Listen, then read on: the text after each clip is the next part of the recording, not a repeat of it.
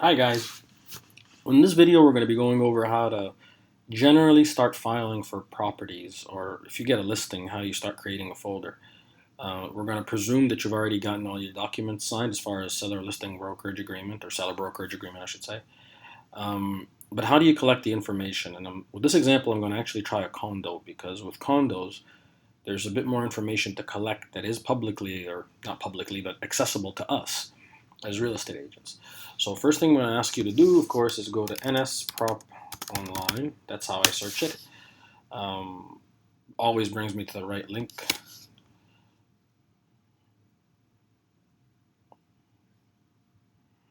And it's Property Online. When I click it, it logs me right in because I've signed in. If not, you have to call the association and get your username and password. So when I say enter Property Online, it just takes me in there. So I'm going to go with a building that I'm somewhat familiar with. I had the listing a few years ago. This is called 87 Pebble Creek. And once I get that, you'll see when I click on it, it shows me that's just one building. And there's several PIDs in there. All you gotta do is click on details. It'll show you all the units. So unit 207, there's the PID. But relative to the condo building, I've got things such as bylaws, condo declarations, and amendment to the declarations that I need. You could always get them from here. You simply go view document, get image, and you hit that little download guy, and it will save it to your computer. These files take a bit of time to load up because they're actually quite big. One of the other things that's in here that's quite useful is that you actually have condominium plans as well. Some of the old condominium buildings, this is not available for them because they're just too old. But in this case here, it's kind of new enough that they're there. So there's the file there, as you can see. Sorry about all the notices popping up. I'm just going to shut down Chrome because that's what's causing that. Anyways, you can see the bylaws and declarations here. So, if you're looking at something to do with, let's say, pets, you'd be looking in the bylaws. If you're looking for something to do with parking, you'd look in the declarations. So bylaws tell you how the building is operated, and in declarations it tell you how the building is assigned. That's it. So that's one of the parts of Property Online that's quite useful. What also I do, so let's go to one of the listings I have, is I go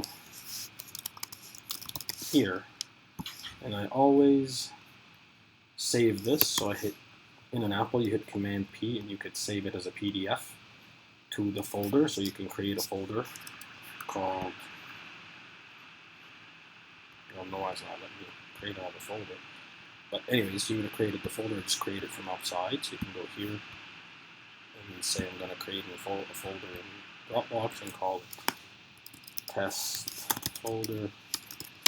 And I'm going to delete this afterwards. And you can go Dropbox. Oops.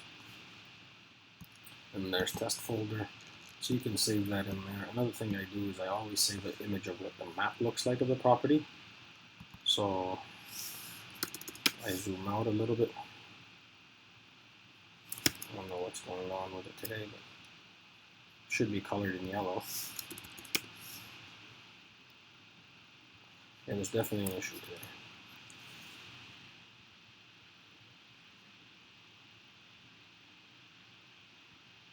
So, let's say 2000. And there. So again, I hit Command P, and I can save that. So it kind of shows you, which side of the street it's on, and all the good stuff to do with it legally. You can also save details. If the place, for example, had a lien against it or something that was, abnormal, it would be recorded here. But this is very good information when you go to send it to the lawyer. Tell them, here's the property ID, here's the property information.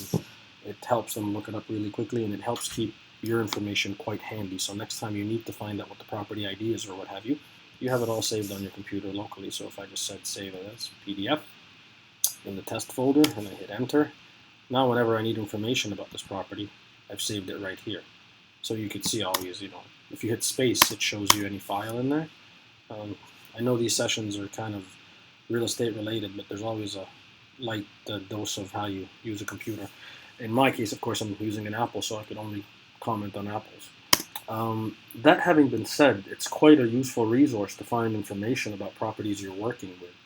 So it's quite useful to know how to use it, and that's about the capacity I use it in.